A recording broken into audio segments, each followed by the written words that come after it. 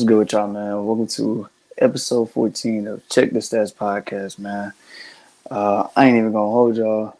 Let's get into it. So, first topic, NBA. Let's talk about the finals, man. This is the recap. How do y'all feel about the finals, the NBA finals? I think by far this is probably the most boringest final since last final. Like this final was ass. like I think we gotta all come to agreement. Like Wembanyama really ruined. He really ruined what could have been an amazing finish to this NBA season. Because the Wembanyama would have never beat them fucking Nuggets. If he would have never beat them Nuggets in that last game, the Nuggets would have had the number one seed. The Nuggets would have been able to make it smoothly to at least the Western Conference Finals, and they could have potentially got Minnesota there, or they could have got Dallas, but like it messed up the seeding, so instead they gave OKC the one seed. But I mean, man, talk about an outmatched opponent. I mean, 1 through 5, you haven't. No team in the league has 1 through 5 that's not liabilities on either end of the court. Offensively, they all was 3-level score. Defensively, they can all switch pretty much 1 through 5. Shoot, it was times I'm seeing Derek White going up blocking Gafford and Lively dunks. I'm like, you can't beat these teams. Like Drew Holiday looked like the best player in the series for majority nights. Like it was just a disappointing. It was disappointing end to the basketball season for sure. I had no enjoyment, no fun, no thrill. Turning on the game, it was like, all right, like the Celtics are gonna win by at least how much. It wasn't nothing really just to look forward to. So it was a very disappointing series. Kyrie, you disappointed. I mean, I didn't really expect you to no show it like that, but I mean, hey, I guess LeBron needed a little more credit for the stuff the things that he did in Cleveland. Because, geez, Louise, I was not expecting. I mean, I think all three of us, we picked the Mavs out of just strict, like we didn't think they was the better team. It's just like we wanted to see the Mavs win for Luka, for Kyrie. Like we didn't really care for the Celtics. Like I think we can all come to an agreement on that. So all I can say is that I'm glad it's over. No more suffering. We don't got to watch no more 30, 40-point blowouts in the NBA finals, and we can get back to real grown man sport with this NFL football season coming up shortly, man. I can't wait for that. Fuck this hoop. And I love the NBA, but not this year, man. Not this year. Oh no, I get it. I mean, first off, I do want to congratulate the Celtics. I mean, as much as a lot of people, including us, probably were rooting for the Mavs, you got to give it up to the champs. So, clap it up, I guess. Uh, as far as the analysis of the finals, I kind of looked at it from a couple of different perspectives because it's a lot to get into. I mean, we could talk about how the win in itself was a collective for the Celtics. Like it wasn't no shining piece that was just gonna take them over the top. It was just everybody doing their role at an elite level. You got great defense played on by every single player on the court for the most part. I mean, even liabilities was holding their own in ways that some of the best defenders on the Mavs couldn't do. You look at some of the role players. I got people sitting up here talking about Peyton Pritchard might be the first ever special teams player in the NBA because all he did was come in the game and just hit half court buzzer beaters. Uh, you got it's kind of easy when you're doing it against a team like the Mavericks who are so one player dependent. We kind of picked the Mavs because we was rooting for Kyrie and Luka, but we also picked the Mavs from the standpoint of we expected Kyrie to at least be one of the three best players in this series, and it was not. It was not to be whatsoever. He wasn't struggled. even top 5. Yeah, that could definitely be an argument for sure. He definitely went MIA for most of these games. The supporting cast somehow did worse than him. I mean, good God, you looking at names like Maxi Kleber. What is he doing on the court? I put money on him to get 3 points. He made 11. I don't think he scored for the rest of the series. Charles, you bet? And you wouldn't be able to tell. I might as well call it losing money, giving it away. The way they hoop. Okay. Hey, I lost money every game this series, bro. Trust me, you are not alone, bro. You are not alone. Yeah. Uh, as far as what the Celtics did, I mean, you got this debate about who played better in the finals between Brown and Tatum. Overall, I think both of them played relatively good, not necessarily to their standards, but when they're the best players in the series, it's not many times in which they can't get the job done. So you got to give it up for them. Uh, One of the people that I said was the X factor for the Celtics was Drew Holiday, and good God, at least I was proven right on that because he was saving their bacon on defensive side of the ball. He had his spurts on offense. It's not like he was just lighting it up on the scoreboard on the box score, but when you look at his impact and his plus minus, you look at all the things that he's capable of doing as a facilitator, better than Marcus Smart. He's just Marcus Smart 2.0. He does everything that Marcus Smart can do, but just a tad bit better, which put them over the top. And I guess this notion about how important is defense in the NBA, even in today's game with how much it's evolved, it goes to show that defense really does win championships. I think only one time the Mavericks broke 100 points, which is insane. When you got a player on your team that averages 30 plus a night, even in the finals, like he was scoring at will. And you mean to tell me that couldn't even get you past the 100-point mark except once? And that was because y'all had the best night of y'all lives, essentially? It's tough. I mean, congrats to the Celtics, though. They did their thing. They were the team to beat. They had a lot of pressure on their shoulders, and who knows what we would be doing. We'll probably be killing them if they didn't win this series or even win the finals against whoever they face. But that's something we ain't got to think about now because they put that to bed. Man, that was just a disappointing. It's frustrating, bro. Because Luca, it's like you could tell he was hurt. Obviously, like we can see, but at the end of the day, everybody comes in at the end of the season banged up, bruised up. You're playing the most games in the league, through like from everybody, every single player in the league. You done made it past 3 rounds to get to the ultimate stage, and for him to be the only person to realistically show up them first, I say about 4 games. I mean, he had Kyrie in game 3 and 4, but the say game 5 ended the way it did. It was just very disappointing. I've never seen like a team that it gave me kind of Warrior vibes in a sense. And not to say they have the same caliber of players of the Warriors, but it's more like no matter how good we do, we can't beat they okay. Like the Warriors they didn't have to come in. They prime, everybody didn't have to come and be lights out. But if everybody was okay, they win the game handedly. The Celtics, they really never had a game where everybody was just on their shit. Like an A+ game where like nigga Tatum, they came and killed that shit. Brown came, killed it. White came, killed it. Porzingis killed it. Like it was like Holiday, he was the ultimate utility guy. He was always there when you needed him. He was the person to stop Luka and Stoops. I'm not necessarily stopping Luka because I don't think really nobody did. I think Jaylen Brown slowed him down to a certain extent, but I mean by then you can tell like the wear and tear on Luka was so like obvious of getting hounded. I mean, I don't know what Dallas was thinking. You went from bringing in Dante Exum to relieve some of that ball pressure, bringing the ball up the court and playmaking for himself, to now you just don't play him at all. You're out there relying with Derrick Jones Jr., PJ Washington. Like these are your guys that you're relying on to play on the outside of Luka and Kyrie to give you any type of points. And what they do time in and time out.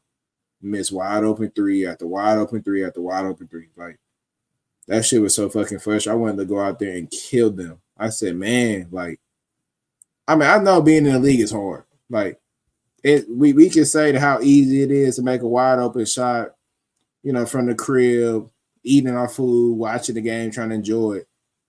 But goddamn, nigga, you can't make a wide open 3 let's be serious, bro. Golly, bro. Like, if I gave Amari 100 open threes, bro, I guarantee he can make one.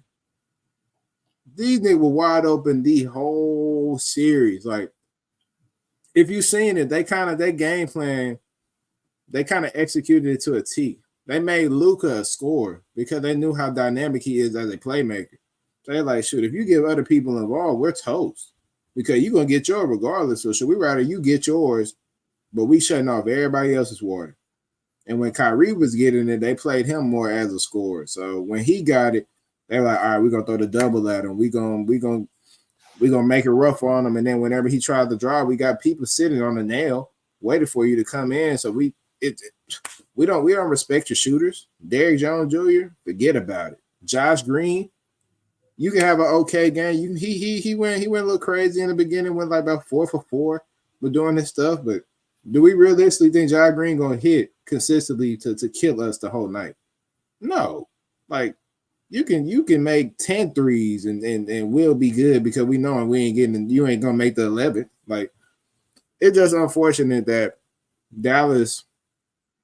It's unfortunate that the Celtics essentially had a super team that nobody don't want to give me. I mean, everybody want to say that, oh, that's just a regular basketball. No, they're not. Like, no team in the NBA has 6 players that aren't a liability on both sides of the ball. I want y'all to name me one team. Give me one team that doesn't have a liability on either side. Shit. I guess the closest thing to it would be the Nuggets. But to be fair, we kind of looked at the Nuggets the same way last season. And then to add to that point too, it's unconventional what the Celtics are doing. Like, you look at the Warriors when they had KD, Steph, and Clay, they had a super team, nothing but stars. Same thing with the Heat, who was with Miami. Same thing with the Spurs. Even though they was boring as hell, they still had Duncan and Kawhi Leonard and the best 6 man in the league at the time, and Ginobili and Parker and all these guys, right? Do you think he's the best 6 man of all time, or do you think it's a better 6 man than him?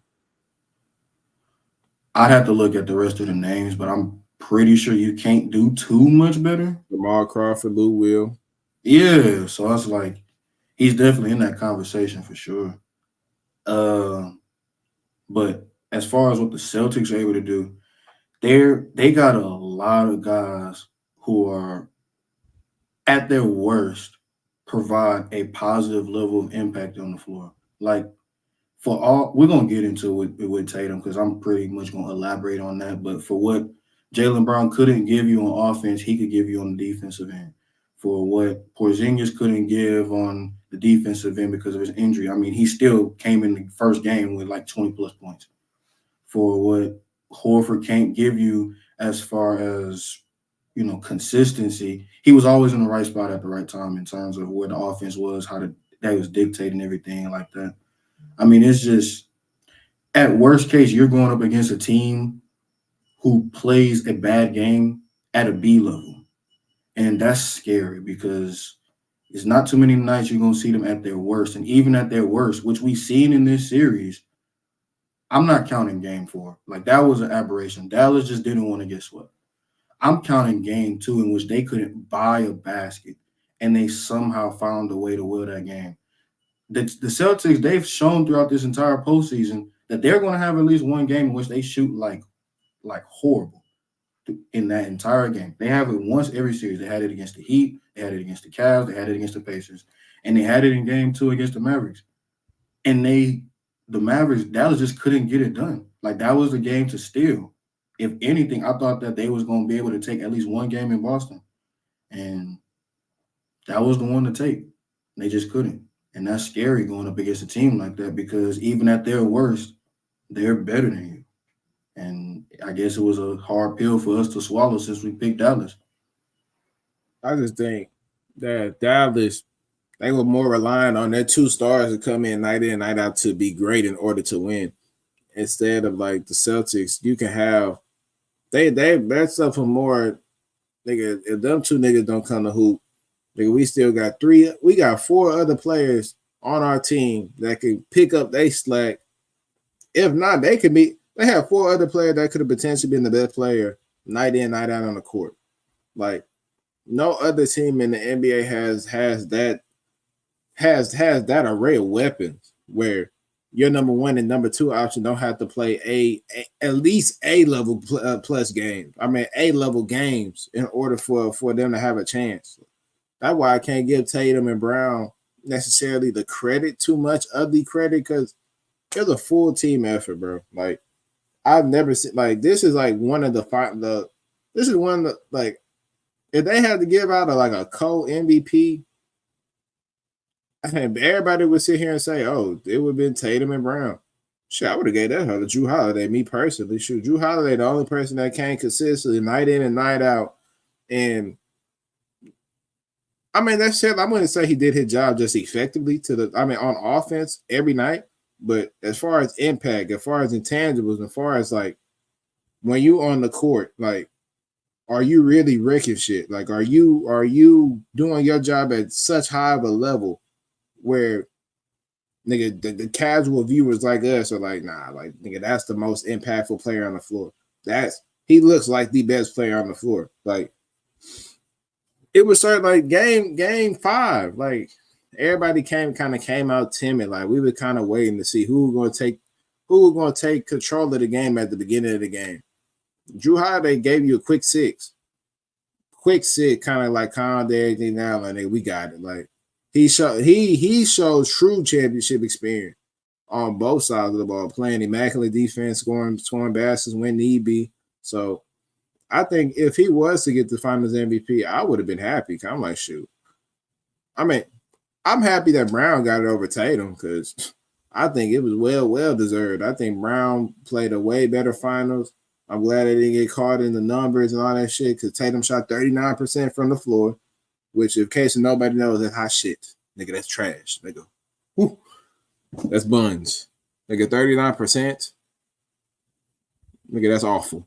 So I'm happy that the media members of the NBA got it right. Then give it to Tatum, gave it to Brown instead. But overall, this was an awful finals. This was worse than the one last year. And shoot, at least last year we had a little more closer games down the stretch. Shoot, this game, this series was never necessarily close at any. I mean, you could say game 2, but like even still, it kind of felt far away. Like game 1 was just. I mean, y'all remember what happened game 1. They couldn't miss. Game 4 was just a blowout from the jump. Game 5 was a blowout at halftime. Like, I don't know. Hopefully, we never get this matchup again. Like, if we do get a matchup, it's different players. But I don't want to ever see this finals ever again. This was awful. I feel that. Y'all, Charles, you about to say something? Oh no, you good. Yeah, you good. With me, I was disappointed in the Mavs, but it's like it was only so much that they could do, honestly. The inconsistency between like on offense and everything like that really like played a huge role in why they didn't go 6 games or longer, 6-7 games. I mean, if we being real, Luka needed help, and also I'm gonna be real. Like I love Luka. He's a damn scoring machine, but he does need to improve his defense as well. Kyrie, I don't even know, bro. Like he just like I know Kyrie can play way better than that. That's really all I have to say. Like, and then we got PJ. He wasn't playing as well. He could play better than that. I mean, none of them were just consistent. Other than like Luka, even though he had like off games, but it's still like he did the best he could for real. But I mean, if we being real, like the Celtics, they did have a super team, bro. Like they were stacked, bro. And for me to just watch that final series and see like niggas like Pritchard hitting all these threes, bro, I'm just like, damn, this is crazy. Like him, and you got like other guys like Porzingis, Drew Holiday, like just hooping, bro. So like Tatum and Brown, they had like really all the help they needed. Luka, he had help, but he didn't have like as much help as the Celtics, bro. Not at all, bro. Like the Celtics were the better team, I was honestly, I wanted the Mavs to win because I'm like, damn, like the Celtics really had like a cakewalk in the East, and I'm like, okay, Mavs they done fought hard all through the West. You know what I'm saying? Like, so that's really how I feel about that, bro. That finals was boring though. I ain't gonna lie. Like that was not a good finals, bro. Like that was at too all. easy. It was too. It was one sided, bro. It was one sided. Like it was one sided the whole time, bro. And it's like the Mavs were a good team. It's just like, damn, they like the Celtics really changed their style of play in a sense. And I'm just like, damn, like nobody could get a bucket. It was so many times where like the Mavs would have like open threes and they'd miss. And I'm like, damn, come on, bro. Like I understand, like TK said, bro. Like I understand, like we all miss shots. But bro, like you gotta those are the ones that like, that like you gotta make them count, bro. So it's just I mean, I guess congrats to the Celtics. I mean, Tatum doing this little cringy thing on like his celebrations. Look, we did it. Like Man, that fuck shit, them niggas. that shit is cringe, bro. And I'm not hating. I'm just being real. It's cringe as hell. But congrats to the Celtics or whatever. Mavs. Y'all just gonna have to come with it better next time, bro. Honestly, or if y'all go again, you know what I'm saying. I'm actually happy for them because it's been since what 2011 since that Dirk era. So it's cool to see them Hopefully, back in the finals. hopefully we don't get to see them no more. No more without the proper team or without a Yeah, decent matchup. Cause nigga, I'm tired of yeah, seeing blowouts. Like I would have much rather seen Jokic go play them Celtics. Cause he would have gave them a run for his money for sure. They nah, probably for would have won sure. that series. Me personally, I would have I picked feel Denver. like, I feel like like I was thinking about that, bro. I was like, damn, like we really like Dallas was obviously the better team, but it's just like, well, I ain't gonna say the Nuggets were obviously like the better team than the Mavericks. The Mavericks they just came to play, simple as that. So it's like with uh with the Celtics and the Nuggets matchup, bro, it would have been better because it's just like the matchups are like perfect, bro. Like you got like the Celtics, like the Nuggets have more offensive firepower than the Mavs do. I feel like the Nuggets really would have gave the Celtics a run for their money, bro, for sure. Like it would have been a better series for sure. You said the Celtics would give a So who? I said the Nuggets. I meant to say that the Nuggets would have gave the Celtics a run for their money for sure. That's what I meant to say. Man, I feel that. everything is about matchups. All this shit is matchups. So hopefully we No, get a for better sure. matchup next year. But if the No, for Nuggets, sure. if the Nuggets could have got the Mavs in the conference finals, I would have chose For sure. Denver. Denver would for sure beat. Yeah. Y'all ready to get on that next topic? Yeah.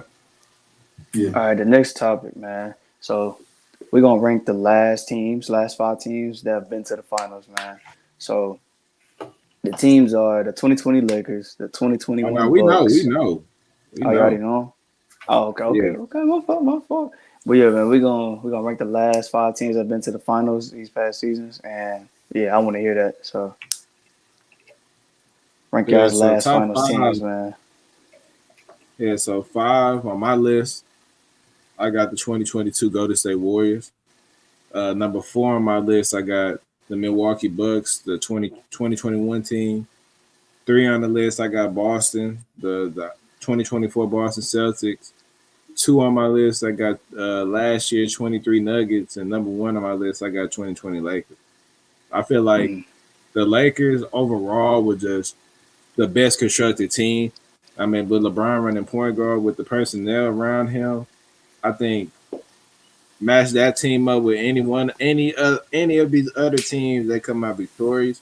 You got interior help, you have guards, you have good 3 and D level wings on the side of LeBron James. And LeBron at point guard is dangerous. LeBron and Anthony Davis playing at that level is even more dangerous.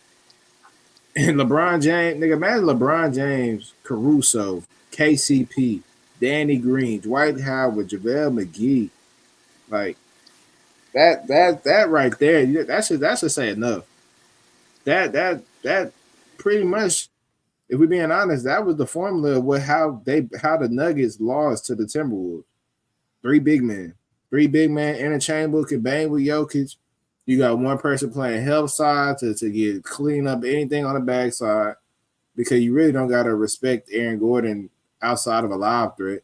I mean, if he gets hot from three, I mean, whoop de doo. But that you're not really relying on that, so you kind of able to like double team Jokic in a sense. So I think by far that 2020 Lakers team was probably the best team out of the previous 5 champions. And the Warriors, I mean, the reason I say they were the worst team was just if they was to play anybody else in that finals, I feel like they would have lost. But they just so happened to run into inconsistent Tatum. Like Tatum, Brown, bro, they weren't ready for the moment, bro. Not at all.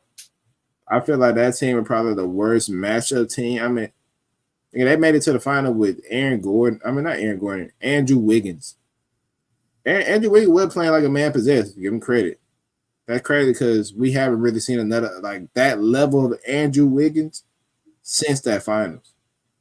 And like, shoot, I guess it's like how everybody says, shoot, when it's time to get paid, shoot, you see the best of everybody. So he for sure put on the show. Him and they had Poole, Clay was trash around that point. Draymond was about pretty much trash too. And I'm serious, he began benched in the 4th quarter. So by far, I think 5 for the Warriors would be 5 for the that was the worst of the last 5 champions. So my list: 1 Lakers, 2 Nuggets, 3 Celtics, 4 Bucks, 5 Warriors. I'm not gonna lie, my list look No, bro, don't tell me it's the same list 1 through 5.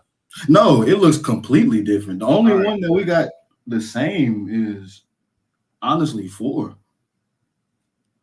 Oh, so this, I ain't gonna lie, this might sound like hating, but I mean, at the end of the day, everybody on this list is a champion, so it ain't nothing much we can say against it. But at this point, I'm over here just comparing it and looking at critiques that separate each one.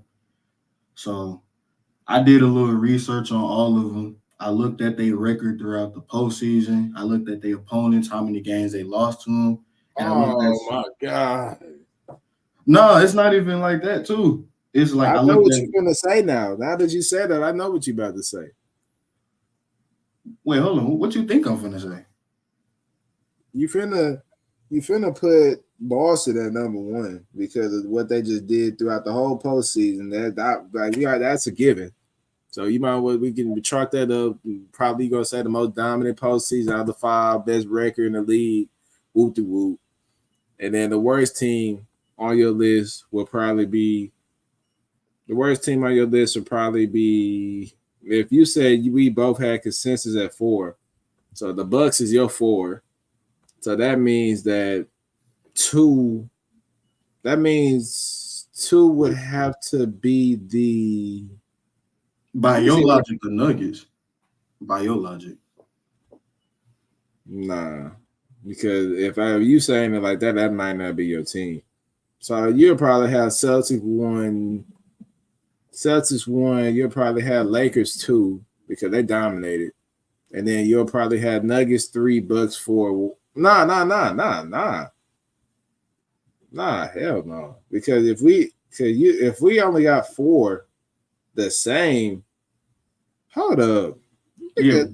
You got the Warriors at 3? Oh, Jesus. I haven't got to my list. You just assuming stuff. And watch I get it right. Go ahead. Go to say your list because I feel like I just guessed it straight on 1 through 5, just like correct. Celtics Hell. 1. So I ain't gonna lie, this sound like hating, but I also looked at the opponents they faced, how many times they lost to each opponent, and I looked at their biggest critique for that season, like the only chink that people could throw at their armor. So for number 5, I'm not gonna let the recency bias fool me. I got the Celtics, and they only have a certain level of control about who they play. You know what I'm saying? So you can't choose your opponents. You can't. I mean, they going up against the Heat. They can't ask for Jimmy Butler to please be healthy. They can't ask for Donovan Mitchell and Jared Allen to please stay on the court. They can't ask for the Pacers to please be a competent basketball team in crunch time. And as far as Dallas goes, I mean, you got to give them kudos to what they did. Great team, only 3 losses. We critiqued them about their opponents, but they did what a dominant team should do. They only lost like 3 times. But at the same time, injuries do play a factor, and it sucks because it happens in all sports. I mean, every team that becomes a champion benefits from some sort of injury, but I feel like the other champions were more impressive. 4, I got the Bucks. I mean, you look at that team, what Giannis was able to do in that finals run when he was going band for band with KD in the second round, then ending it off, getting hurt against the Hawks, then turning up into the best player in the world in the finals when it mattered the most, finishing the season off with a 50-point game, hitting like almost 20 free throws, which is insane for him. Chris Middleton was a great closer. Pat Connaughton played his role effectively. That's when we originally looked at Drew Holiday as like a game changer because of what he was able to do against CP3 and Devin Booker in that series. The only knock I had on them is them going up against the Hawks for it to last 6 games. That was an aberration. I mean, they weren't supposed to beat that 76ers team with Embiid and Simmons, but that's just what the Sixers do. That's why they are who they are right now. And then the Nets, they weren't necessarily at their greatest at full strength. I mean, they had KD, but Kyrie got hurt. Yeah, Kyrie got hurt. James Harden was playing hobbled. But they did what they were supposed to do, and they did it as an underdog. So you got to give them credit for that. Number 3, I got a little more respect for the Warriors than you do. I get that they went up against a hobbled Nuggets team, no Jamal Murray, just Jokic basically doing all he can. But every other opponent that they faced was a top-tier seed in their respective conference. I think the Celtics were number 2. I mean, granted, they were not the Celtics we look at now, but they were the second-best team in the East for what it's worth. Dallas was a great team as well, and they handled them in 5 games, gentleman sweep. And then the Grizzlies, they took out as well when they was the. I got hurt. Yeah, Ja did get hurt. He did. That's understandable. However, what kind of put them over the top for me against the Celtics and the Bucks, I feel like some of their opponents were better. Like I think the Celtics team would have beaten that Suns team from the previous year. Also, you look at how you don't think so? Hell no. God no. Celtics? The 2022 Celtics over the 2021 Suns? Nah. D-Booking, they was on one. They just so happened to run into like when Giannis flipped that switch, he ran off 4 straight. Because if you remember, they went up 2-0 in that final. And Giannis ran off 4 straight. That's why I say Giannis is better than KD all time. Like literally just like that alone, that playoff run alone was more impressive than any playoff, anything KD done accomplished in his career. Giannis did that in a postseason run. Like I'm telling you, bro, that team was You ain't got no argument with me about Giannis and KD. Like I'll stand with you. But as far as teams go, that's just how I feel at the moment. And then what Curry was able to do in that finals when it kind of solidified, like, hey, we can do this without no super team. We already did it before, and that took him to a whole nother level offensively because he was carrying that load for the Warriors. I mean, granted, they had other shooters as well, like Jordan Poole. They had role players doing their thing like Wiggins and a young Kuminga, and I believe Andre was still on that squad as well. But they were still able to get that job done. At number 2, I got the Lakers. It's not really a knock on them. It's just how highly I look at what the Nuggets were able to do. The Lakers were a dominant force on defense. Dominant. They took everybody out. Their offensive firepower they had with LeBron and AD was not able to be matched. They took out some top tier talented teams as well. They knocked off the Heat when they went their first finals run with Jimmy. They knocked off the young Nuggets when they was out here coming back against everybody down 3-1. They took out the Rockets with Harden and Westbrook. I think that was what Harden's last year. So it kind of set him Trust me, back. it was. Yeah. Then they took out in the first round, they knocked off Dame when he was just on one. He just would not lose without going for at least 40 a game. So that team also, like you said, laid down the blueprint with how to stop the Nuggets. You needed some size. JaVale and Dwight definitely did their thing along with AD on the defensive side of the ball.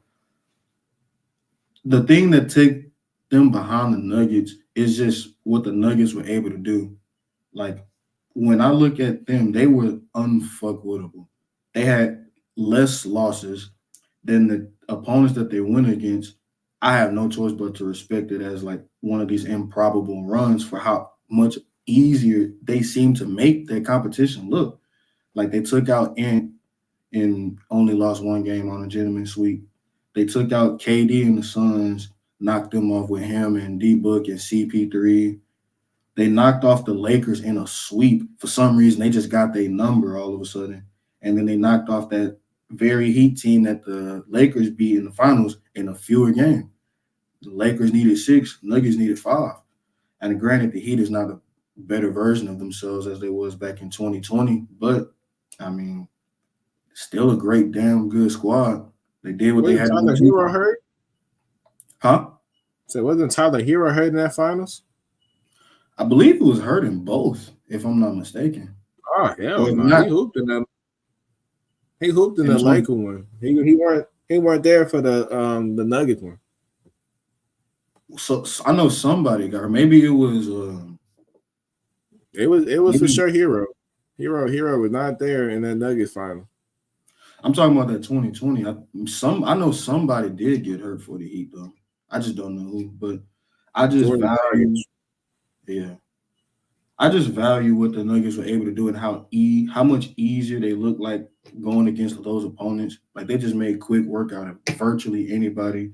Offensively, they couldn't be beat. Defensively, they were on one as well, and you've seen it throughout that postseason run. They could go band for band with the best scorers, and Jokic kind of solidified why he is the best player in the NBA at this moment in time. Even with everything that's happened in this postseason run, you don't really have too much of an argument to go against someone who literally doesn't have hardly any blueprints of being able to be stopped. Hey, I hope everybody heard that because I'm tired of everybody on this net. When somebody else does good, we flip flopping. Oh, he's the best player in the world. No, he's the best player in the world because he's doing something good. I'm like, God damn, like bro, like just because somebody had one good postseason, that does not mean that they just go flip flop to the next nigga. Like now, all of a sudden, Luka was the best player in the world. Like Luka's the face of the NBA. I'm like, bro, y'all are so like Luka's great and giving him respect and his, he earns that respect. But everybody just to hop on a bandwagon just because somebody does good one season or they make it to the finals one season, that doesn't make them the best. Like nigga, Jokic was still the best despite him losing to that Timberwolves team. Like, and it's not even close. The most dominant player in the league right now, and it's by far. And he's a liability on defense to everybody.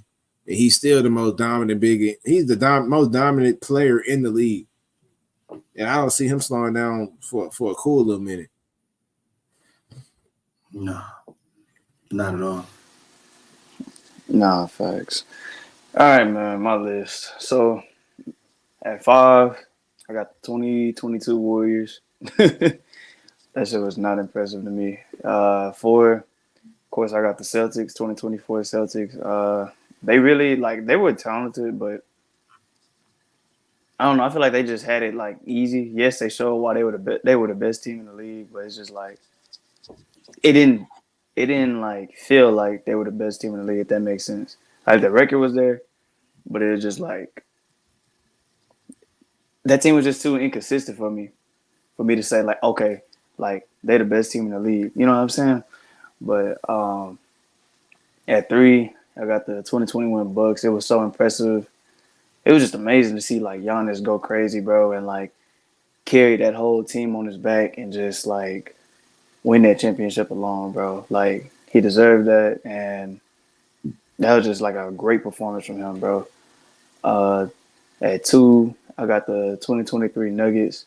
Um, Jokic now they swept the Wolves, bro, and it was just he showed why he is who he is, bro. He showed why he's the best player in the league. Like he shows why he's the best he's the best big in the league. Everything, bro. Like he was doing like everything right. You know, the team was also supporting him as well. They were hooping, so it was cool to see that.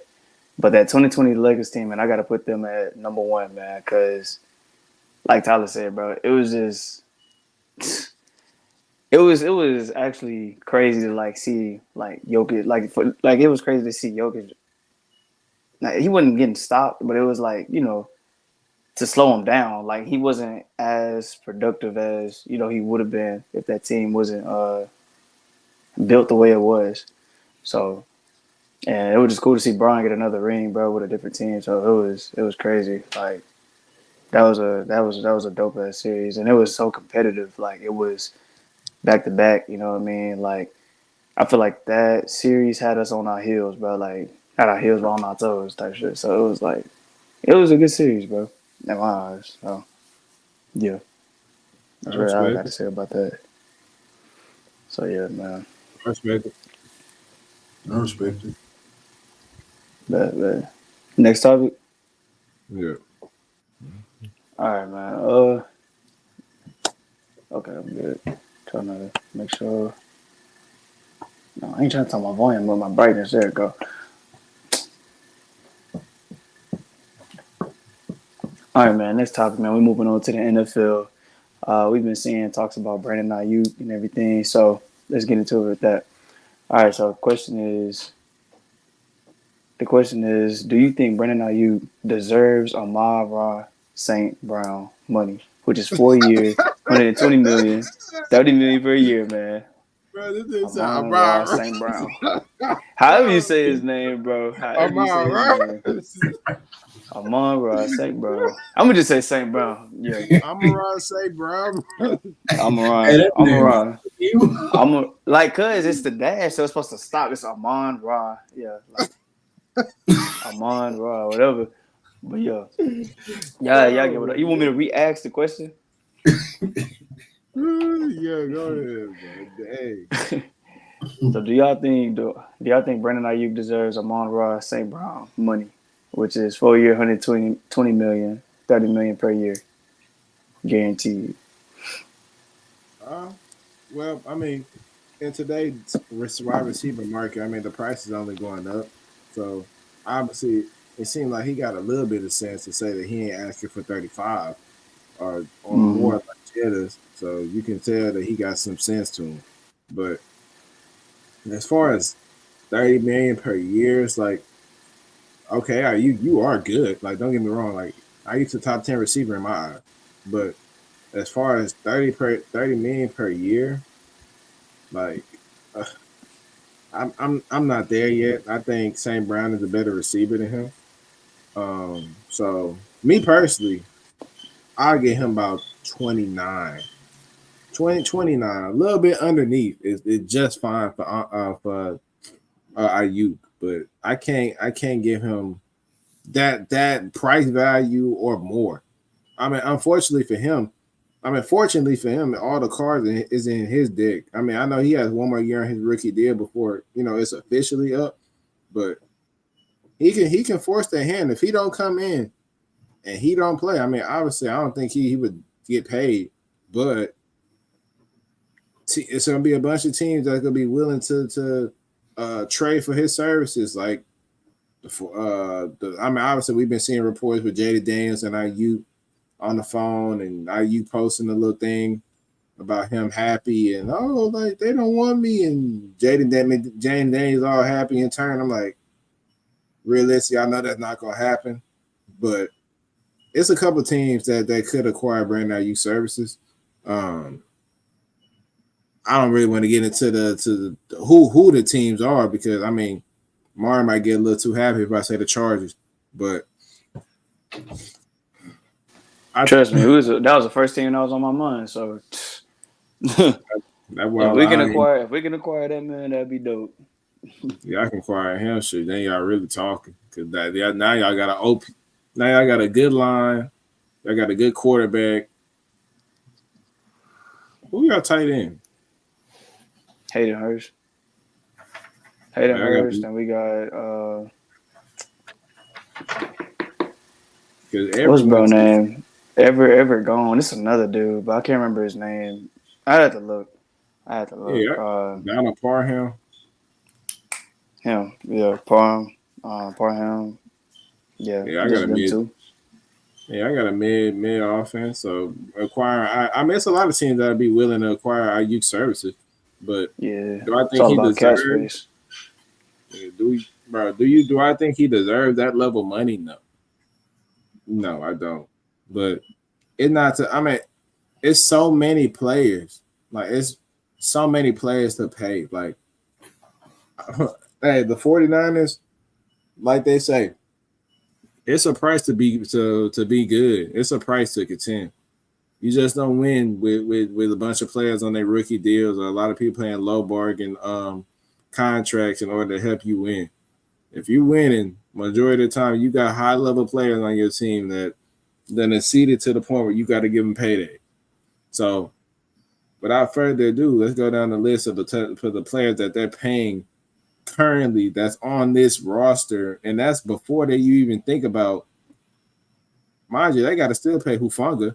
He just made first team All Pro last year, and then you got Debo on your books for $23 million a year. Then you got Trent Williams on your books for $23 million. Then you got Javon Hargrave for $21 million per year. Fred Warner at 19 and McCaffrey, and then you top it off with George Kittle at 15 per year. So how in the hell are they going to pay Brandon Aiyuk? And I don't know how I don't know how that's going to be possible. So I mean, if I was San Fran, I would trade Debo because I think Debo, I don't think Debo is. I mean, he is a vital factor to that offense, but I mean, shoot, you literally. That's why you had Christian McCaffrey. You had Christian McCaffrey to be a running back. You don't need two top tier running backs that has a pass catching dynamics like what's his name, Debo and CMC. So, do I think he deserves Amon-Ra St. Brown money? No. Do I think he deserves to get paid? Yes. But do I think he deserves that amount, 30 million per year or more? No.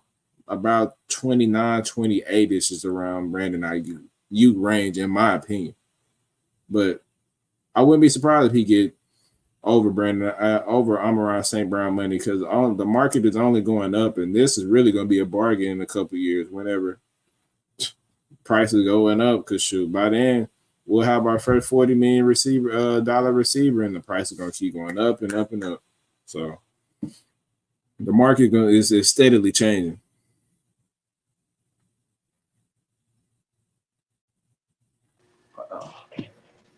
I'm gonna speak real quick. Hold on, I gotta put my headphones on. I keep trying to keep my iPad charged because I ain't charged. It ain't been charged up in a minute. Shoot. All right, Charles, we'll go there. Shoot. All right, there you go.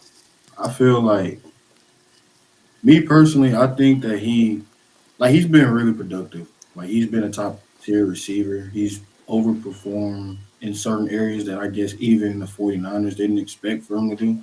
Like the production that he gives you, you probably would expect that to be split between Debo and Kittle and I guess McCaffrey on the back end of the receiving core.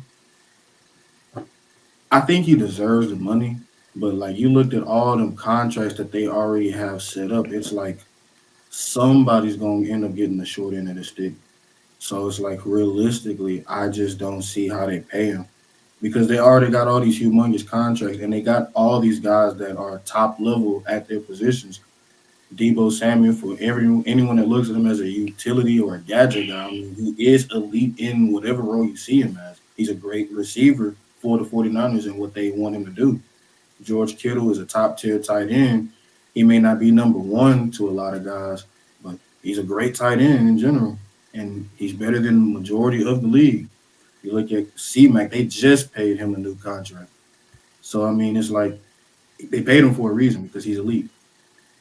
So, another thing that also kind of leads me to wondering about how they're going to be able to pay him is like their Super Bowl window is really, really short. And what I mean by that is it's closing and it's closing faster than we think.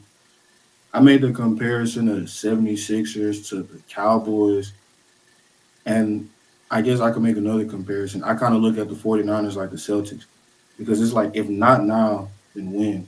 Like, y'all been banging your head at the top for a long time, and y'all are great. Y'all are consistently one of the best teams in the NFL, especially in y'all's conference. Y'all are running a division. It ain't much of a competition for the most part, but without that jewelry to hold, it's like, what would be the point? Like, y'all are a great team, but y'all are gearing up for all of these paydays, for all these contracts, and then you feel like you got your guy in Brock Purdy. He's coming up in a little bit sooner than we think. It's like somebody's going to end up not getting that piece of the pie. So if he overperforms or has a consistent level of production that he had last year, anything similar to that on an all pro level, I don't think he's going to get that money. At least not from San Francisco. He might end up getting a better payday somewhere else. And then at that point, it's like, what do you value? The money or the chance for a Super Bowl? Because San Francisco is in the mix consistently. But if But you who try, are you keeping though? If you had the chance, Debo or you? me personally, I feel like I'd rather keep Ayuk because of how much faith I have in Kyle Shanahan. Like, he's a great offensive mind, and he seems like he could make. He seems like on the offensive side of the ball, he could turn water into wine because of how many different formations and ways he could get guys open schematically. It's like you can't really do too much against that. And obviously, they're not perfect. Like, they have losses and things of that nature, but it's not an offensive mind that I could see that's better than him outside of maybe what Andy Reid. Sean McVay, Andy Reid. But then you're talking about the best offensive minds in the league, and he's clearly in that conversation. And besides, it's not like their offense is predicated on pushing the ball downfield. Like, they are a run first squad. Debo Samuel is a great player in his role, but it's not a lot. But wide receivers, let's face it, they're at a premium. And as far as finding a great receiver, you can find that basically in every single drive. If you're looking for someone to do what Debo Samuel does to maybe what 70%, 80% on the optimistic side, you can find that realistically, at least in my opinion. Even though Debo is a leader, what he does, I would prefer Ayuk. But since he already got his contract in place, since a lot of guys on that team are on that payday, and they have a couple contracts coming up in general, it's like, as a team, you are not going to be able to afford everybody unless everyone takes a pay cut. And we're human beings. We all know our worth. And not everybody's going to look at this and say, hey, we're going to do this for the team. We're going to do this for the ring because we feel like the payday is going to come later. We're going to worry about that generational wealth second, and we're going to worry about this championship first. Not everybody's going to be on that type of time. So I feel like IU deserves it, but I don't think he's going to get it from San Francisco, at least not at that clip. But shoot, with that constructed roster, they're gonna have to get out some pieces in order to be able to pay him that level of money because they'll be way over. They'll be in cap hell. Oh yeah, they still they still paying Kittle 15. But that's the price you pay. Like, when you are a contending team, you make those sacrifices. Are we in win Wait, now? hold up. That's the price you pay when you got a quarterback on a rookie contract. But notice what I said though. Purdy, his payday is not going to be on his rookie contract forever. Like he's going to he's the way that he's playing. Unless you feel like you could find a replacement that could do everything Purdy is able to do, if not better, which is, I guess, depending on what you're looking for, could be realistic in their eyes. But if not, then it's like, well, you gotta pay him because who else is taking you over the hump? If you feel like Purdy is that guy, you feel like you can't find no alternative in free agency or the upcoming drafts, then you kind of need a quarterback to win. And for what it's worth, if you look at Purdy as this guy who utilizes the weapons given around him and kind of just is being carried by these role players, it ain't too many role players that's going to be able to be utilized in the correct way like Purdy has been able to do for the 49ers. So you kind of got to keep that guy, especially for the continuity of that team for at least the duration of this Super Bowl window, which, like I said, is closing rather rapidly. With me, I feel like Brandon Aiyuk, he's a great receiver. But 30 mil, I ain't gonna say it's kind of a stretch, but it's like damn. St. Brown is the better receiver, in my opinion. And I've always, like it's shown because St. Brown had like a crazy year. So did Brandon Aiyuk, but St. Brown had a very crazy year, bro. But 30 mil, that's low key kind of. I don't think the 49ers gonna come off that for him like at all because, like y'all said, there's so many pieces, so many more like factors on that team, like defensively, offensively, that they're paying. Like I feel like with another team, you could get that type of money, but I feel like he's like around like 28, like 28 mil for sure. But like 28 mil like guaranteed.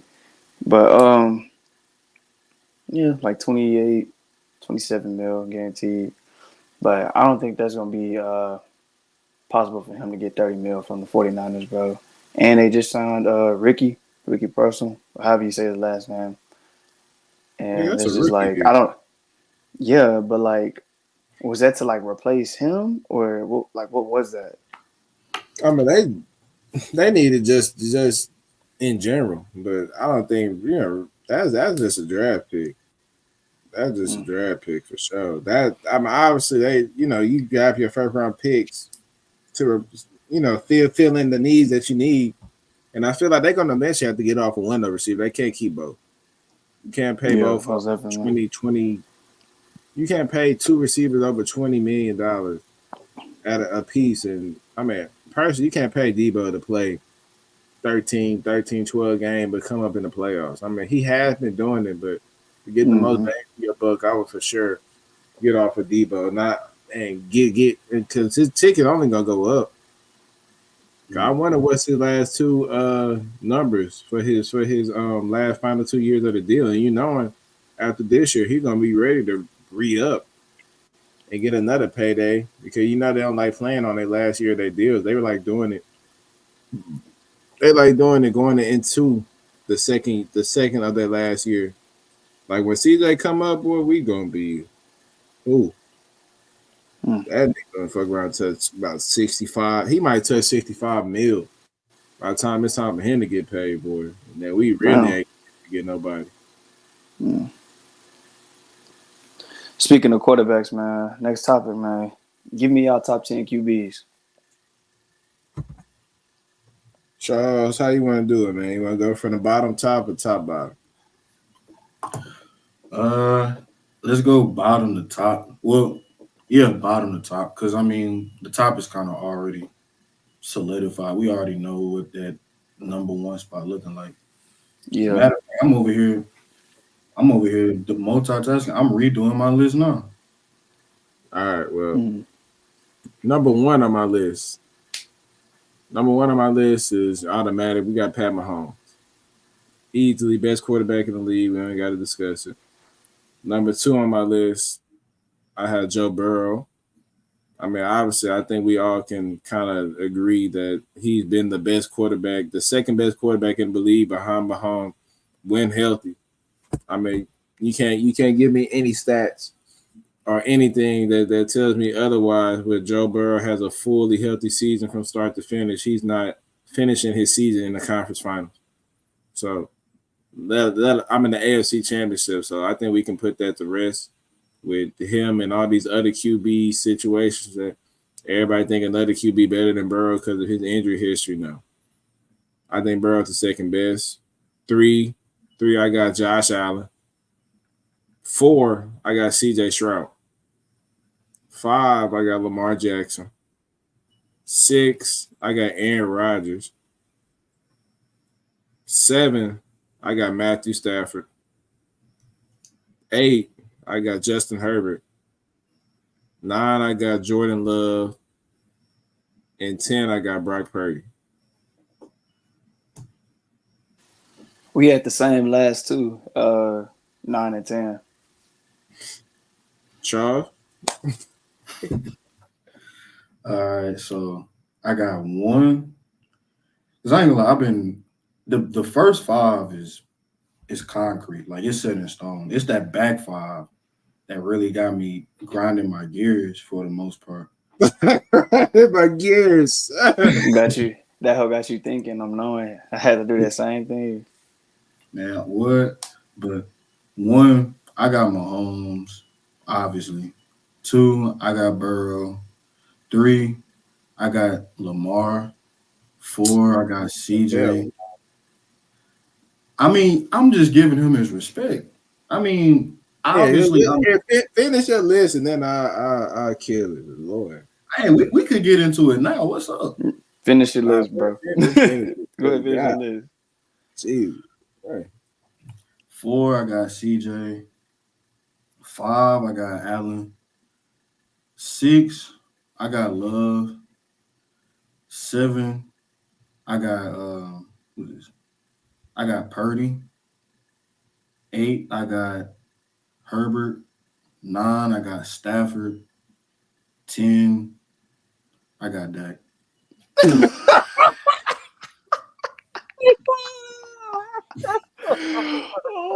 Bro, what's up? Oh man. Whoa. He just said he had who at I got 10? Dak. I got Dak at 11.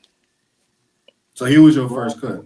I respect that. That was your first bro. This dude Charles, bro. This is the same Charles that argued me down like previous episodes about how Dak Prescott is a better quarterback than Justin Herbert. Then he come out with his top 10 list, and then he got Herbert above Dak. I'm like, man, way to contradict yourself. I told you I had to sit up here and reevaluate it, but so did you have Stafford above Herbert? I had him right below. See, I gotta put some respect on Stafford. Stafford paved the way for these talented quarterbacks to come in, and then he's more accomplished. That's the main reason why I gave a knock for Matthew over Herbert. I think ability is like hand for hand. Like you can't really say who has better ability. I think both of them can sling it. Like what's his name? Stafford is a generational talent throwing the football. I mean, I have no issue. What? Honestly, he don't get enough respect, bro. Yeah, no, he don't get enough respect. He don't get enough respect. Everybody be trying to say Matthew Stafford trash. I'm like, do y'all not see them passes he was throwing Megatron? Like, what? Like, bro, Matthew Stafford is very talented. Very, very talented. It's amazing what a new environment can do for a player. But but yo, that number 3, Lamar Jackson, that's absolutely unacceptable. I cannot believe you got. I don't give a damn about them 2 MVPs. I don't give a damn about them all pros. At the end of the day, I seen other people play the quarterback position when it matters the most better than Lamar Jackson. And in the playoffs, I haven't seen too many stinkers from Lamar, especially when his team has had more favorable situations. So I mean, more times than not, Lamar Jackson are having number one seeds throughout the whole AFC playoff with bye. So you're starting off with home field advantage. And it don't even matter about home or away. When you get to them playoffs, you got to perform to your standards in the regular season, and you have to up your standard. I have yet to see Lamar Jackson up his standards from regular season to playoffs. So that's why whenever I come down to these lists, I can never get Lamar Jackson anywhere. He starts for me at 4. And me personally, I put CJ over him for me because CJ showed me more in his one game against the Browns than I've ever seen Lamar Jackson in the entirety of his playoff career. Josh, you can't tell me that Joe Burrow hasn't come to play in the playoffs.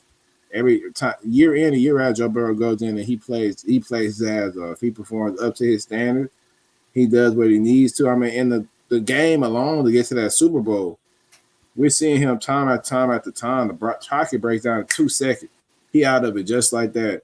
He's running for first down, and we don't consider Joe Burrow a scrambling quarterback. He has the ability to move, but he's doing things outside of like his nature in order to will his team to obviously to the Super Bowl. I haven't seen Lamar Jackson yet elevate his level of play. And when the team needs him the most in order for them to get to that big dance. Not once. I seen Josh Allen go head to head with Mahomes. I mean, obviously he lost. He didn't lose because of him in some of them games. And we can be honest, like no way we can blame them losses on Josh Allen. When he in them shootouts and they can't stop Tyreek Hill with 11 seconds, 12 seconds, you can't stop. It wasn't even that. It was Travis Kelce. You can't stop Travis Kelce and Tyreek Hill for 12 seconds of your life to go to the AFC Championship game. Like it's just little things like that. And like I'm not sitting here and saying Josh Allen has performed up to his regular season standards, if not elevated his game in every single playoff game, but he has a way better resume than Lamar Jackson has. If you exclude regular season awards, because obviously if you go off the regular season awards and record and all that crap, I mean, you're going to give it to Lamar every time. He has 2 MVPs and 2 first-team All-Pros. I mean, if we want to go off of just accolades and, whoop-de-doo. But am I going to sit here and say Lamar Jackson is the 3rd best quarterback in the NFL? Hell no. And he really debatable top 5 to me. Like, he's a real argument to get out of that top 5, in my personal opinion. I think other people, if I had a chance to start my team, I would pick a lot of people before I just sit back and say, you know what, I want Lamar Jackson as my quarterback to lead my team. Because I've seen a way larger resume that shows that Lamar Jackson would not get it done when on the biggest stage, when it's time for your rubber to meet the road. I seen him kick rocks. I seen him shiver up and say no mas, and he don't want to come in and overperform his stinkers. Like, nigga, this nigga been trash in the playoff for so long, but we done gave him so many passes, but not I. I'm a realist over here. Check the Stats podcast, man, and that number 3 for Lamar Jackson is just disgraceful. Now, hopefully you change your mind, but Did you just say? Wait, hold on. I can sit up here and I can debate you between Lamar Jackson and CJ Stroud and talk about how they did it. They did literally just go head to head in the playoffs. And although context do matter, they literally have multiple moments in which Lamar Jackson has had these stinkers and has showcased improvement at every single level, like I previously stated. I could get into all that. I could go into depth about that, but you said you debatably have him in the top 5. Like that's debatable. So who would replace him? I'm assuming you got Mahomes, Burrow, Allen, and CJ. Who would be number 5? True, me personally, I don't think we give enough respect to Stafford, bro. Stafford or Rodgers, I think those 2 guys would for sure be 2 guys that I'll slip into my top 5 off of the ability to play quarterback. And like, obviously, it would be more Stafford than Rodgers. I think Rodgers done proved time and time again he comes in with these better teams. Then obviously Stafford has had limited teams where he can do little something with, and he make it work. But I mean, Rodgers, he done had a large sample size to have a number one seeds in the playoffs with pretty much OP teams in Green Bay and not getting the job done. So that's why I was like, shoot, if we would, to be fair to Lamar Jackson, shoot, that same resume goes for A-Rod as well. So it would realistically only be Stafford. Um, I can't rock with it. Stafford, I do want to give him a lot more credit because he is someone that gets kind of thrown under the wayside, but and not even just from a quarterbacking standpoint. I'm just looking at how they are orchestrated overall as an offense. I feel like there is a large benefit to what Stafford is capable of doing based off of his environment. Not to say that Baltimore's a bad environment, but you literally put hell and high water on top of Lamar Jackson's shoulders. Like he is the system. He is the offense. Everything caters to him. I don't think everything caters to Stafford in that same sense. And it's not a knock on Stafford. It's just you look at what Lamar Jackson's asked to do on a regular basis. There is a reason why Baltimore is in these positions on a consistent level. And for what it's worth, what holds Stafford back, in my opinion, is he is he is a bit more banged up at times. But as far as Aaron Rodgers, like A-Rod, Bro, we already discussed A-Rod. Like A-Rod, we already came to the conclusion that he has a similar track record as Lamar Jackson. So we're not even gonna put him in them talks. So we nah, we nah, we I'm not. You got to stand on business because you said that he's someone that could be considered. I mean, okay. this is the same. I This took is it the back same. though. I I took was it gonna, back. well, I was gonna kill you. Oh I my took it god. back. Stafford the only one. But Oh my that goodness. Lamar Jackson take was atrocious. I don't know what that was. I cannot believe you sit here and say that the system is built around Lamar Jackson. Why did they? Why do we give these guys? Why do we give these guys MVP awards?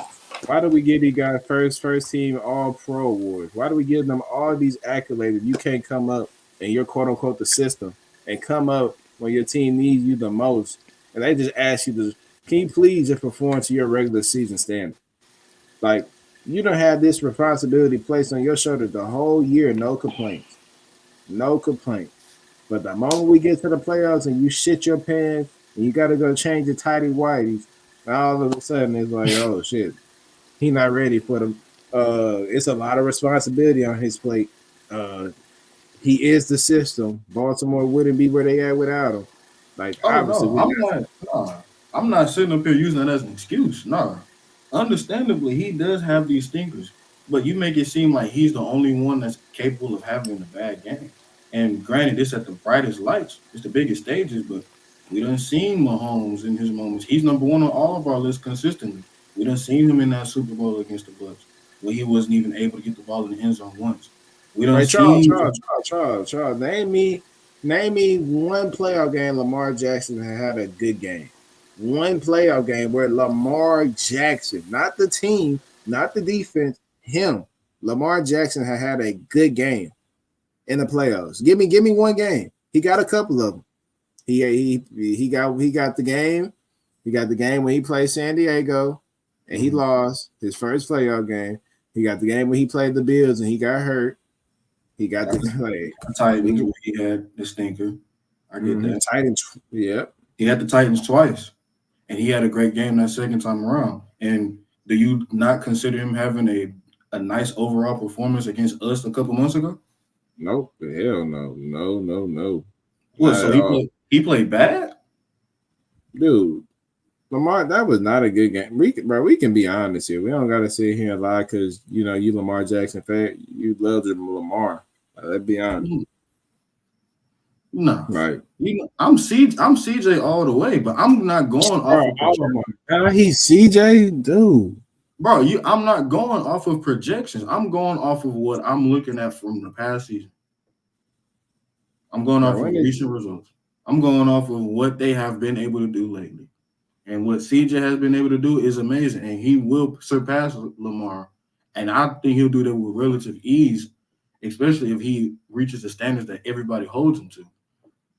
But to say that Lamar Jackson at this current juncture in his career isn't top three is like that's actually kind of insane. I'm not gonna lie because I'm not even counting the MVPs. Like I'm just looking at what he's able to do on the football field night in and night out. Like obviously he's not the level of passer that we would want a prototypical quarterback to be, and he has a long way to go. But he is still effective enough to get your team wins on a consistent basis. He's consistent enough to make your team title contenders. And at every single year of his career, when given the chance of having a healthy season for the most part, he has ascended to a level that is better than the previous year. He started Wait, off as a backup behind Joe Flacco, took that team to the playoffs, wild card exit. Next year, wild card, got the dub. Ended up getting hurt for the divisional round. A couple years later, ended up getting hurt in the wild card against the Bengals, couldn't get out. It's all right. Next year, he gets to the divisional round, knocks us off. Now he's in the AFC Championship game. Progress in the NFL is not linear, but the way Lamar Jackson's looking right now, if he's a healthy quarterback, he's eventually going to get over that hump. hey Charles, what? So give me one thing that Lamar Jackson does better than Lamar Jackson in the playoffs. Give me one That, thing. that Josh Allen does better than Lamar. No, what Lamar Jackson does better than Josh Allen to say that Josh Allen isn't a top 3 quarterback. Give me one thing. He's Because a way you can't say improvise. You can't say he okay. run better. You can't say he Okay. passed better. You can't. Hey, Okay. I got something. I got something. He does well, he's not put black. the ball in. He does not put the ball in harm's way and on a more consistent level than Allen. Allen will give the ball away damn near every game at least twice. He's good for it. I know that for a fact because they have parlays on it on a consistent basis. You don't see that often from Lamar Jackson. There are legitimate parlays made on a week to week basis off of this year alone with Allen throwing over 1.5 picks, over 2.5 picks. Like that is literally real. You don't see that from Lamar, not just because of the fact that he doesn't throw it as often as much as Allen, not as because he's not the most accurate quarterback in the world, but because he doesn't put the ball in the opposition's way, even with him being more of a danger to the ball with his running ability. Skinnier frame, all of that. But he doesn't put the ball in harm's way as much as Allen. If I you're mean, looking for something that's better, I mean, do you have an argument against that, or is that something that you can agree on? I mean, at the end of the day, Josh Allen turnovers when it comes down to the playoffs, it doesn't. He cleans that up when it's playoff time. If you go look at his resume in 2019 when he played against the Texans, 0 INT.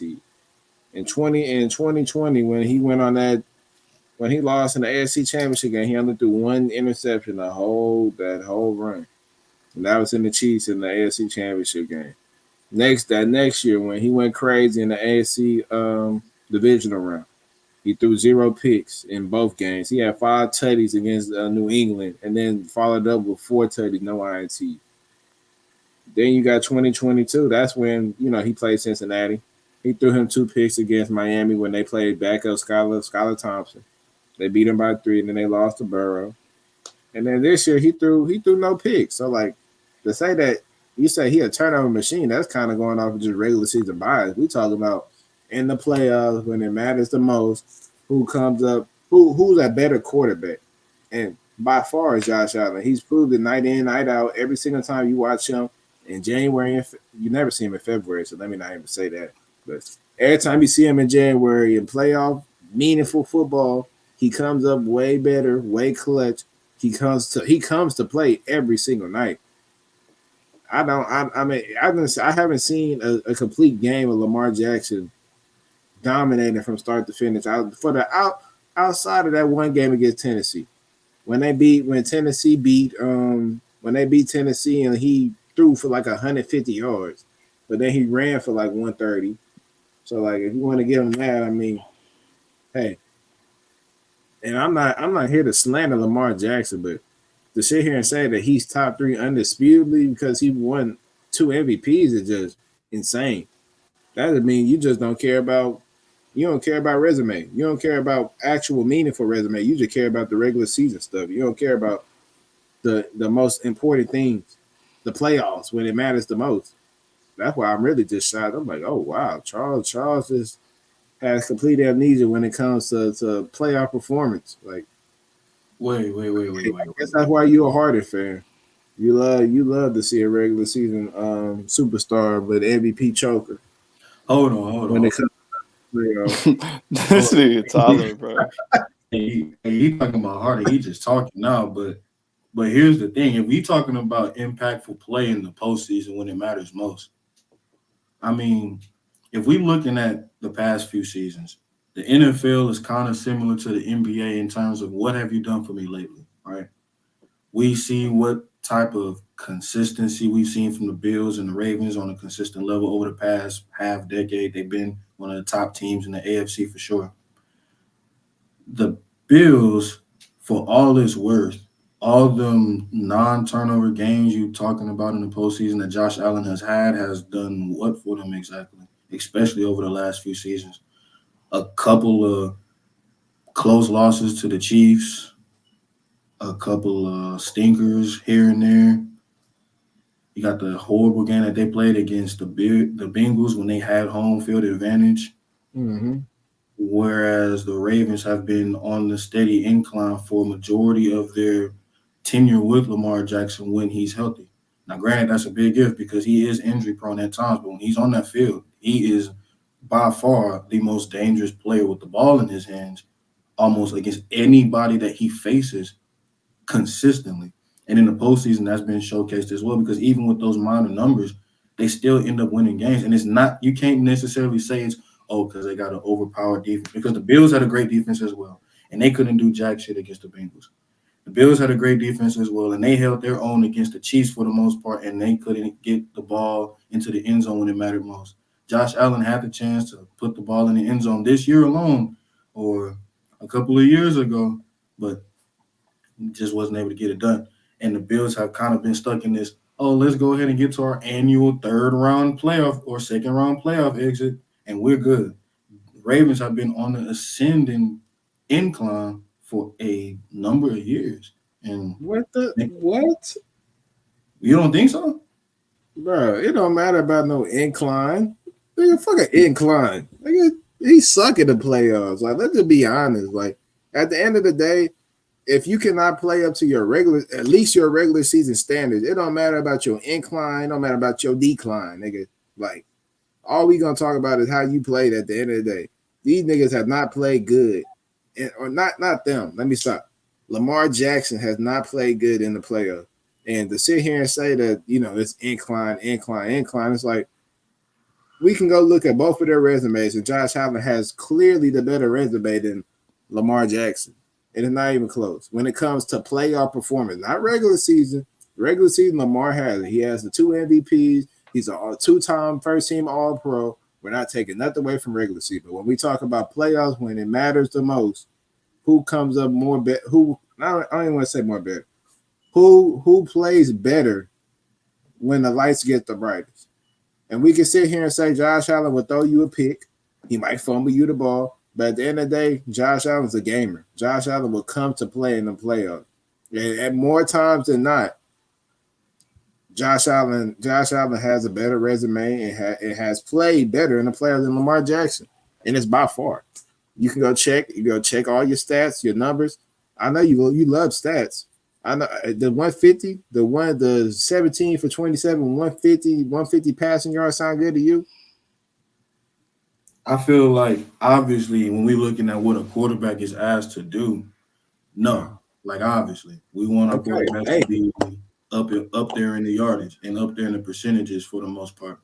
But what I'm saying is that as far as what he is capable of doing night in, night out, even with his postseason blunders, he's had this.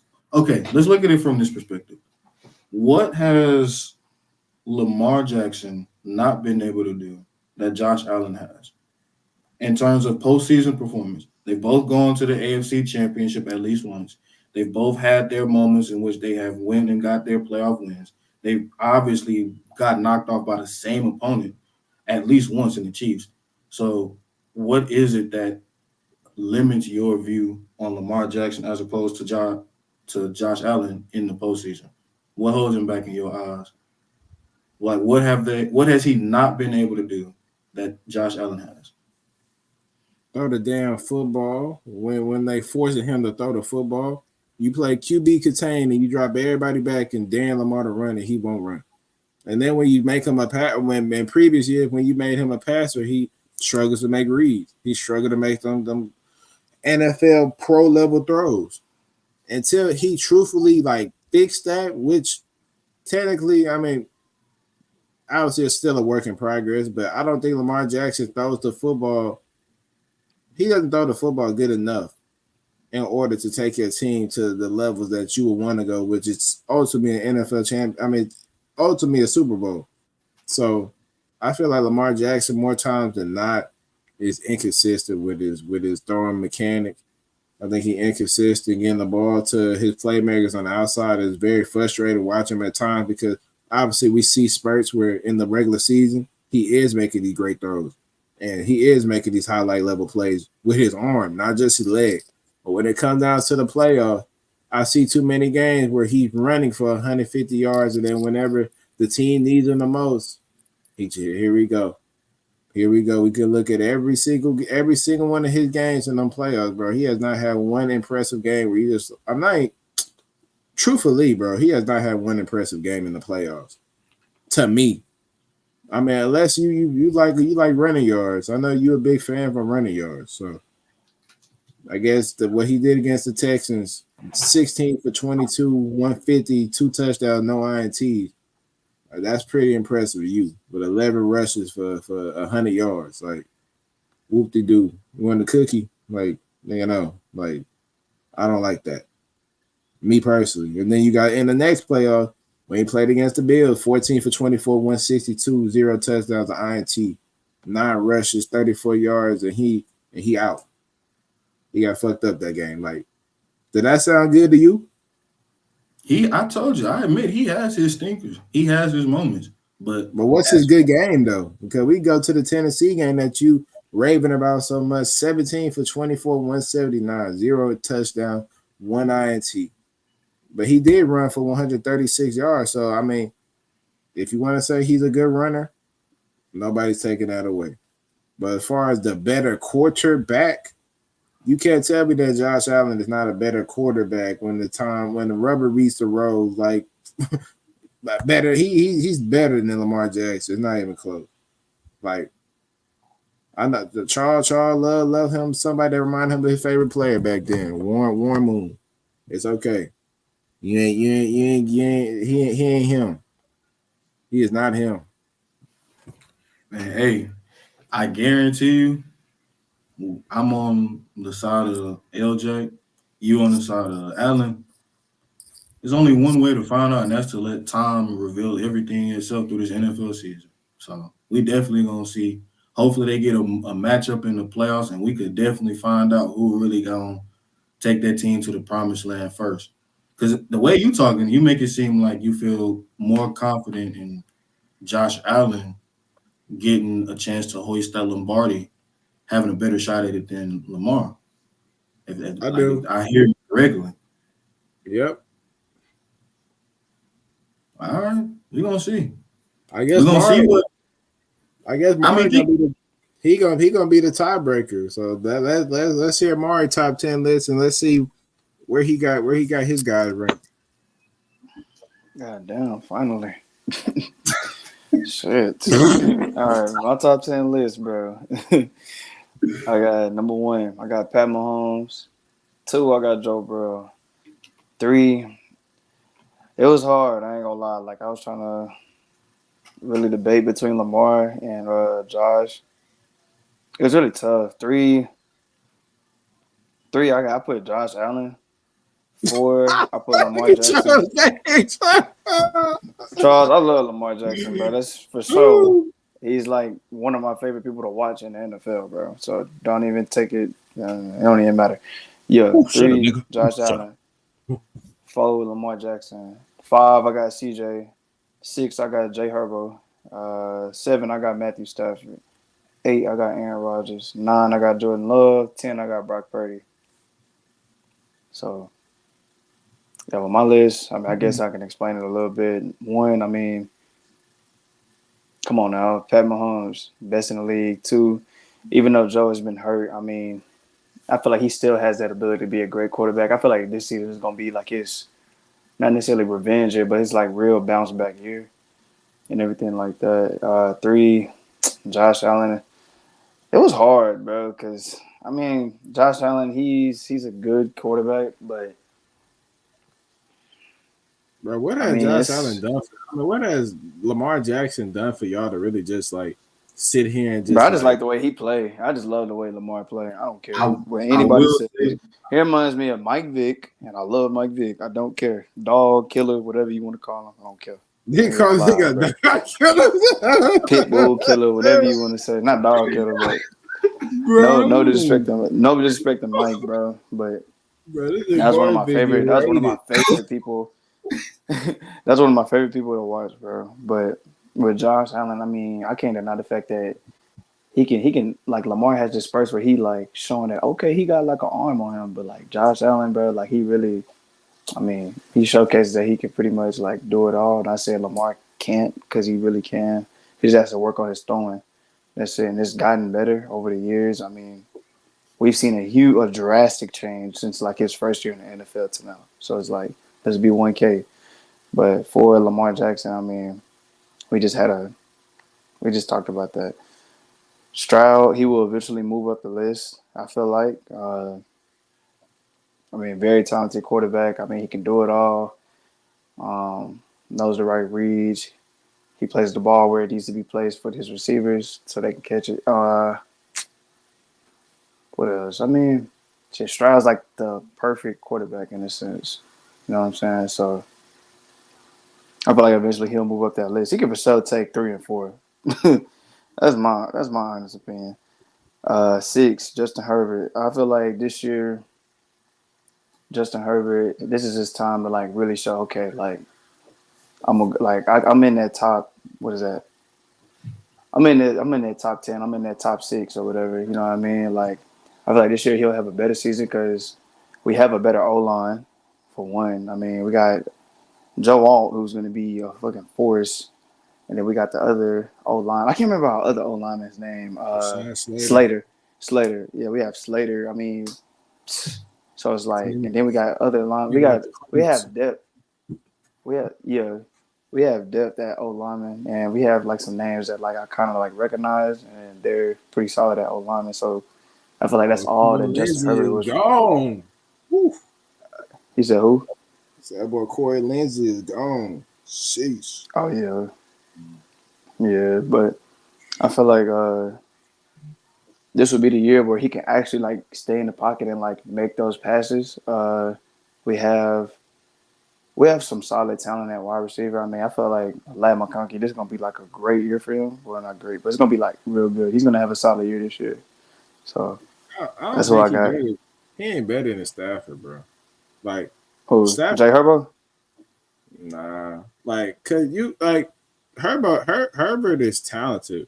Like Herbert is very talented, but as far as like ability, they both like hand for hand. Like if we like Nah, facts. That's why I put it.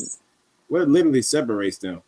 It really does a playoff resumes. Stafford got a ring, Herbert don't got a ring, and it's not Yeah. even about that because if we going by rings, we could put a lot of people above a lot of other people. But I think it's more the fact of like when the rubber needs to meet the road. Like I continuously keep saying, Stafford performed in them playoffs. Even when they lost to Detroit, he had a good game. When Mm-hmm. Herbert was him, he had his first and only playoff appearance. He he got ahead early, but I mean once you lose a lead that's significant. I mean shoot, all the majority of the blame is on you because at the end of the day, the other team can continue to score the ball, but you still have you have the opportunity to change that. So the fact that Mm-hmm. they couldn't put up a point and blew one of the biggest leads in playoff history, I think that kind of knocked him on my list a little bit. To say that I was a real big Herbert fan, but I mean resume is resume. You can't blow that type of lead and still be in my top 5. It's like no, not even top 6. Like I don't think he better than Aaron Rodgers either. But I mean that's in my opinion. Mm-hmm. But damn, my shit on. Fuck, my shit would be on 10%. Then at 7, I have Matthew Stafford. I mean, Stafford is just talented, bro. I look back in the years when was with Detroit, and he had Megatron. He had all the he didn't have like nothing crazy, but I just remember like him throwing all these dimes to Megatron, and then this year just him with uh Cooper Cup and Puka, bro, and what's the other receiver name that's nice? What's his name? Super Saw, Puka Nakua, The third Two, receiver, two Evans. Tutu Tutu Atwell. Atwell. Yeah, just like the plays, like just like that. That's like a lot. The Rams are a pretty solid team. Like their receiver core is nice. I like their receiver core. But yeah, just like the plays he was able to make and everything like that. Like Stafford is talented, bro, and I feel like he honestly doesn't get enough credit for like what he does. A lot of people really try to downplay Stafford, but that's my thought on that. I got eight. Aaron Rodgers. I mean, Rodgers is Rodgers is 1-1, man. He's just getting old. That's all. He's getting older, and last year really hindered him because the first game of the season he damn tore his Achilles. So it's like, so hopefully this is like a bounce back year for him, and hopefully this is a better year for the Jets. So Jordan Love, Love has showcased. Love literally showed. I ain't gonna lie. Love literally showed why Dak's in my top 10. Like why Dak isn't in my top You 10. said I'm why sorry. Dak in your top 10? Why Jeez. he's not in Jesus. my top 10.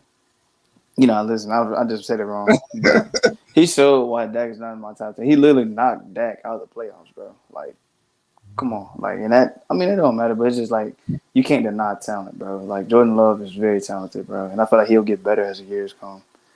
10, Brock Purdy. Purdy, just what he's been able to do with the 49ers, like he's not just like the most talented QB, but he gets it done. Like he's able to, make it to the Super Bowl. He's able to make it past, like preseason and everything like that. He's able to get through the postseason. So it's like you can't ignore it. We can't ignore what Brock Purdy has done. You know what I'm saying? So he's a game manager, but you can't deny the fact that he's still able to like perform how he's been performing, bro. So I think Brock yeah, Purdy, his argument over Dak is at the end of the day, you have all that talent. Dak and Purdy pretty much in the same similar situation. Teams that yeah, surround them with great talent around them, and all they need you to do is just do your job. And Brock Purdy, more times than not, if you could say he has the help, Dak Prescott has had similar help, but Dak Prescott hasn't been able to get over the hump. Brock Purdy took that team to the Super Bowl, and despite that he lost, it's still that's still getting him way more kudos than Dak. Because at the end of the day, have Dak ever reached an NFC conference championship? No. Had Dak Prescott ever played up to Dak Prescott regular season standards in the playoffs? No, he hadn't.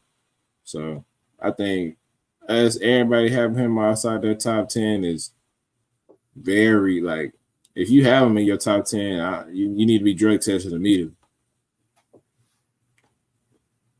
You know who I look at Dak as, like an NBA comparison? I I'll feel like say he James. can. Nah, I'm not James Harden. I feel like honestly he could be Jayson Tatum of the NFL. Hell no. What? Well, I mean, like think about it. He's in a relatively optimal situation where he doesn't have to perform at his best for the team itself to be successful. He got other weapons. He got other pieces he could lean on. He got a great defense for the most part. The second most important position in the NFL is an edge rusher, and he got an elite one at that in Michael Parsons. He got two decent ones with if you add in DeMarcus Lawrence. He got a corner in Trayvon Diggs. He got Deron Bland on the other defensive side of the ball. For the running back position, for the majority of his time there, he had Zeke. Tony Pollard had that one good year last season. This year, not so much, but you can offset that with a great all-pro season like CeeDee Lamb has had. You got a nice tight end in Ferguson, got a decent O-line, nice coaching staff for the most part to where they are capable of getting consistently double-digit wins like it's nothing. It's literally all on him. And whereas Jayson Tatum kind of showcased where the other team and their strengths can take away from his deficiencies in order to lead their team to a title without him necessarily being that guy. Dak Prescott, to a slight degree, doesn't have that same exact luxury, but he has the ability to handle certain things in certain ways to where even though he isn't playing excellent, all he got to do is just play relatively decent, at least somewhat close to his regular season standards. And who knows, maybe Dallas could be sitting on a couple of title runs if they really had a better level of play in the postseason from that. Okay. No argument there. I mean, I kind of heard it. I was like, okay. I kind of see it. I see it to a certain extent. And we wrapping up episode 14 of Check the Stats podcast, man. You made it to this end and point of the video, man. We appreciate you for all your support. You know, it's only up from here, man. We got a lot of big things coming soon. I know we done said it in the last couple of episodes, but I promise you, man, it's coming real soon. Make sure y'all tap in.